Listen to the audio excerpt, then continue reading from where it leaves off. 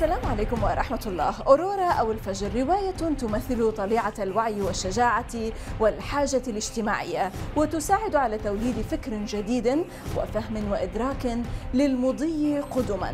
مع أورورا ومؤلفها أندريه فيلتشيك نتحدث عن الجنوب العالمي من الداخل. معكم زينب صفار، تابعونا.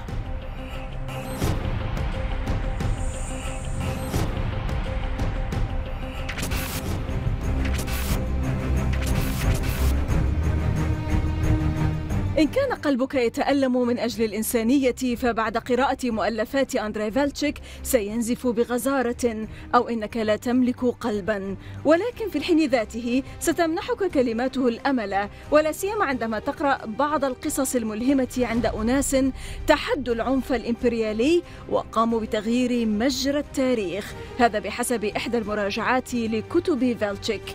الأمر ينسحب على آخر رواياته أورورا، والتي وصفها البعض بالعمل الهائل، وهي ما ينبغي أن يكون عليه أي عمل أدبي إنساني بالكامل.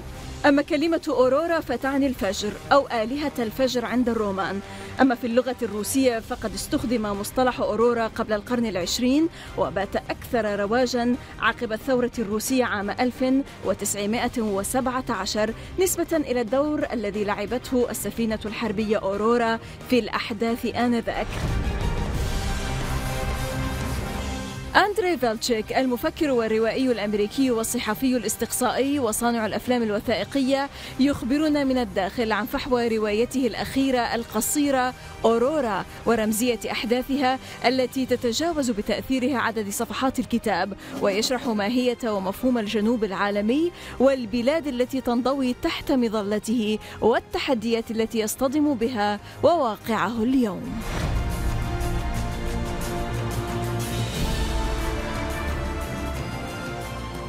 Andrei Velchik, philosopher, filmmaker, novelist, and investigative journalist. Welcome to من الداخل from the inside, sir.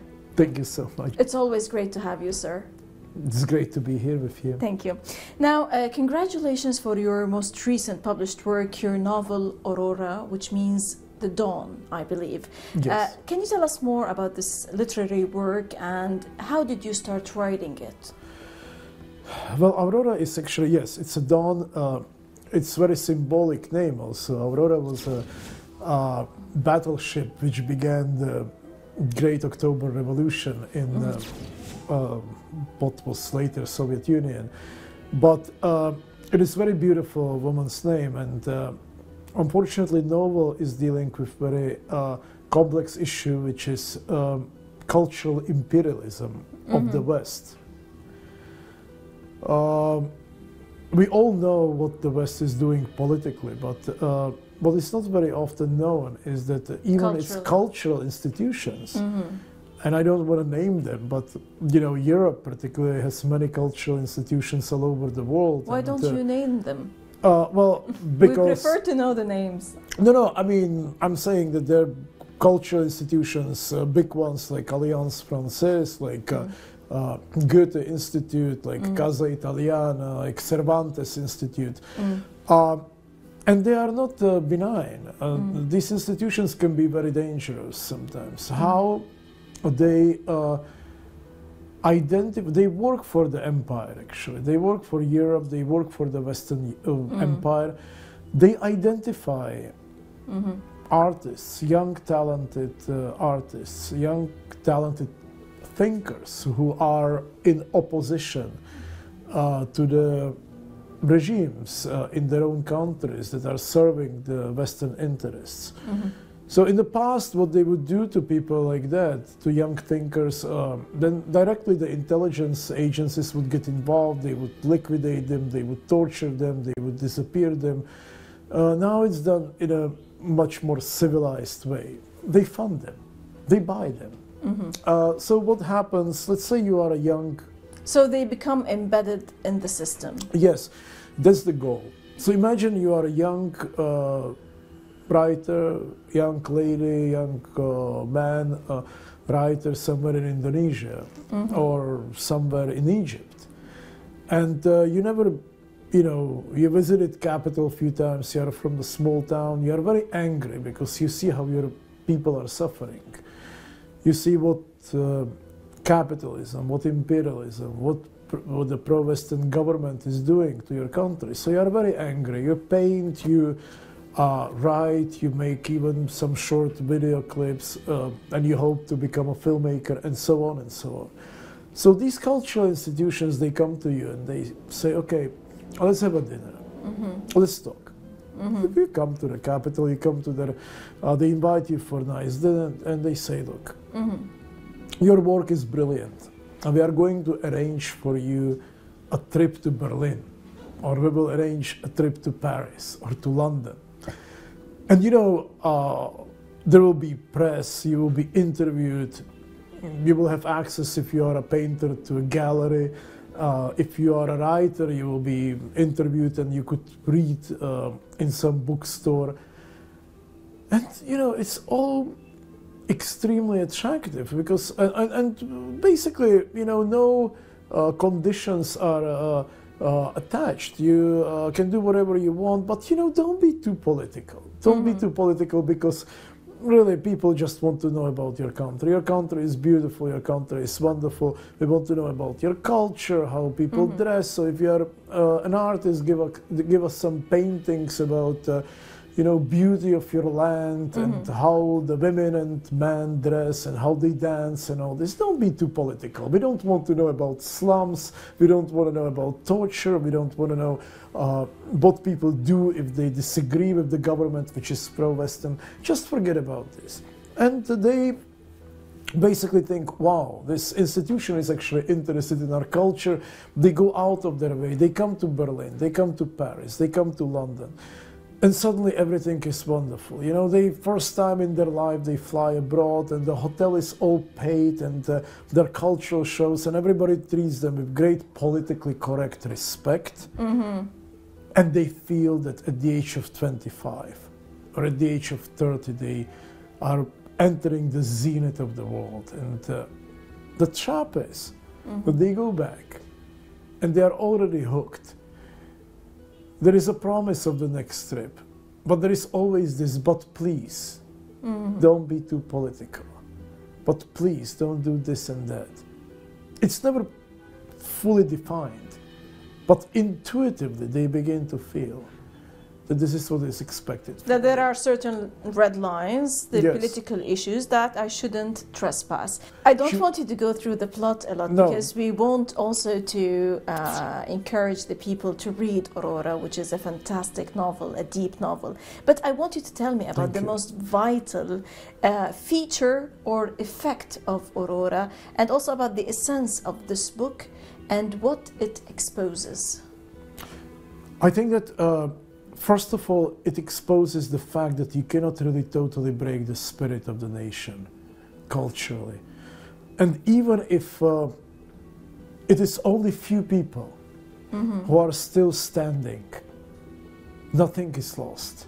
Nothing is ever lost if there are people like Aurora who are in full control of their mind, their intellect, their feelings, and who are actually willing to do anything for their own country. The message is also that the Western imperialism has to be fought. It's not going to go away, because everybody talks, you know, the easy way to describe what the West is doing to the world is that they are greedy, they want to have their hands all over petroleum or natural resources. I always say no, this is not the case. It's not the only thing. For centuries, the West is obsessed with controlling. The West is obsessed with hegemony. Hegemony. It is philosophical, it is religious, it is intellectual. They cannot live without this hegemony. They really need it, and they need to justify their superiority. They have superiority complex. It's illness. There is no way to break it except if you fight it. But the nation. There was a very funny incident that took place in Khartoum in Sudan while you were trying, you know, to show the plot of Aurora to one. That was actually, yes, you are right. It was a funny. It was very funny. Yes. I was working with a very nice Briefly, Eritrean, very nice Eritrean Sudanese lady. And she said to me, look, I'm going to introduce you to a filmmaker. And a filmmaker, he's a local filmmaker and he's a young kid and he would really love to meet you. So we are sitting in a hotel, in a lobby, in a cafe.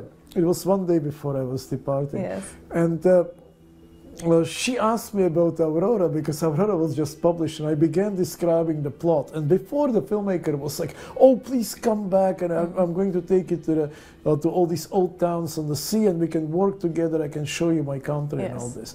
So I described to him the plot of Aurora in 5 minutes. And I saw how his color of face was changing. He just ran away. He just became totally green, and then he just kind of backed up and escaped, like if he was, he was just so horrified.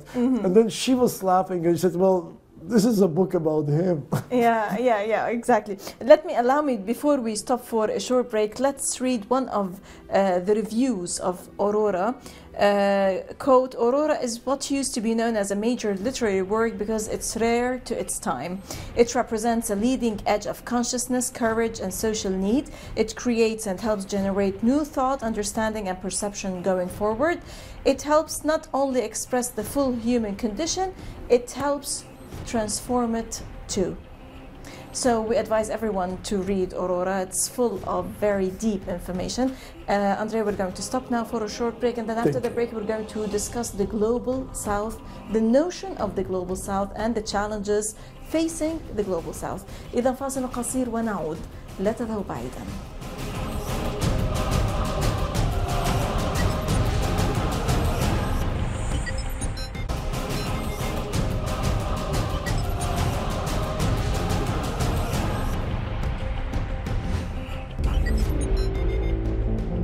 الجنوب العالمي ويضم أفريقيا وأمريكا اللاتينية ومعظم آسيا، ويواجه اليوم تحديات كبيرة من جانب ويمنح فرصا حقيقية من جانب آخر. فالاضطرابات والهيجان السياسي والاجتماعي والاقتصادي تسيطر على أجواء معظم دول الجنوب العالمي، بيد أن شعوب تلك البلدان وأسواقها الناشئة تعطي الكثير من الأمل للنمو الاقتصادي والاستثمار والمساهمة الثقافية بحسب الخبراء. أما الانقسام بين الشمال العالمي الذي يضم الولايات المتحدة الأمريكية وكندا وأوروبا الغربية والجنوب العالمي فهو انقسام اقتصادي اجتماعي، وبدأت فكرة تصنيف البلدان حسب وضعها الاقتصادي والتنموي خلال الحرب الباردة مع تصنيفات الشرق والغرب. وقت ذاك مثلت روسيا والصين الشرق والولايات المتحدة وحلفاؤها الغرب. أما مصطلح العالم الثالث فقد صيغ من قبل دول رنت إلى الإبحار بين قطبي الحرب الباردة، ما أدى في نهاية المطاف إلى ولادة حركة عدم الانحياز. أندريه فيلتشيك المفكر والروائي والصحفي الاستقصائي الأمريكي يشرح إلى ما يشير مصطلح الجنوب العالمي والتحديات التي يواجهها وواقعه اليوم. Well, the global south, of course, is from my understanding, because there are many different interpretations, yes. But to me, these are countries that are not only geographically, of course, in a southern hemisphere, or south from what, right? I mean, south usually from the imperialist centers, from the United States, therefore, south from Rio Grande on the U.S.-Mexican border, or south from Europe defined by Mediterranean Sea, or maybe even south from Japan and South Korea. But in reality, what it is, it's a country. It's a group of countries. So basically, majority of countries that have been oppressed, that have been controlled. Almost 157 countries out of 184. Absolutely. Yes. So we are actually. What's with those countries, Andrei? Well, these countries are either in the process of actually never gaining the independence, although we had this decolonization after the Second World War, which was never complete. Or these are countries which are now standing or trying to stand on their own feet. And in a process of fighting for their real independence. What's the reality today of the Global South? In what respect? In many respects. Let's talk about the suffering that people are facing and the challenges. Allow me to read something here, that it should be noted that the people of these nations also bear the brunt of some of the greatest challenges facing the international community in this millennium, like poverty, environmental degradation, human and civil rights abuses, ethnic and regional conflicts, mass displacements of refugees, hunger, and disease. How are the people, I mean, can you give us some examples of the Global South resistance to the empire and to all these challenges? First of all, and I wrote about this a lot, especially in the last 2 or 3 years. I believe that imperialism is the main problem that the world is facing today. And it is Western imperialism, of course, because the countries like Japan that went through the imperialist period, it was just a short amok that they undertook for a few decades. But the West is already doing this for many centuries. I believe, and I'm convinced about it after working in about 160 countries, that if the West would be stopped, if the Western imperialism would stop and be prevented from continuously controlling the world, the rest of the world would find solutions. Mm-hmm. I don't think there would be wars anymore. I think that each country has its own culture, its own natural way of creating economical and social system and the distribution of wealth and all this. So I think that the best and the only solution to all this is to keep the imperialism at bay. So this is when I think all of us should unite and work and struggle for this goal. Because all the differences that we have now, we can resolve later. But now we are still in emergency. And emergency is that there is no freedom for majority of countries. There is no freedom to even follow our own destiny, our own way of life, our own culture. Everything is being perverted, everything is being controlled, and everything is being destroyed whenever somebody dares to actually stand against the interests of the empire. And by this I mean the Western Empire predominantly. So I think that the world is changing. Many people are pessimistic. I'm not. I'm very optimistic. I think that we have some setbacks in this struggle, as we saw in recent years. Despite of the fact of all what's going on in Latin America, in that's the what Middle I was going East, to say, yes. in the Arab region, all the conflicts, all the, the wave of the deterioration of the left movements, for example, the pink tide, which is deteriorating in Latin America, and then you have all the conflicts in the Arab world. Despite all this, you're not pessimistic? I'm not at all. Zeynep, there are setbacks. We had, I was last year in my beloved South America, and I will be back this year. I saw how Brazil collapsed. I saw how Argentina collapsed. These were horrible setbacks, and Venezuela is just basically hanging there. We never know how long it's going to be able to stand, although we are all fighting for it as much as we can. It is true that in the Middle East there were very serious conflicts, like in Yemen, for example, very dangerous, terrible conflict. But there are also some extremely positive signs. I mean, in Syria, let's hope we won.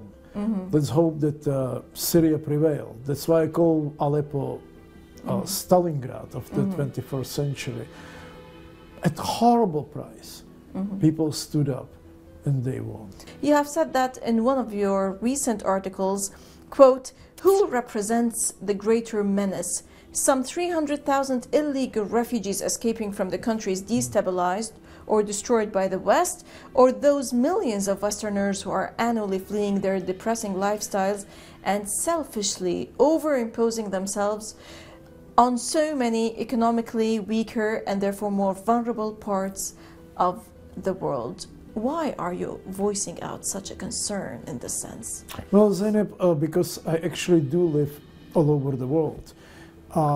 I see that what is not discussed in the West, or even in the countries which are victims of all this, is this army, literally army of the migrants from Western world. They are flooding places like Thailand, like Indonesia, even like Philippines, Cambodia, you name it, South America. They actually, and this is very important to understand, people who are controlling the world, citizens of the countries that are controlling the world, they are not so happy at all with their lives.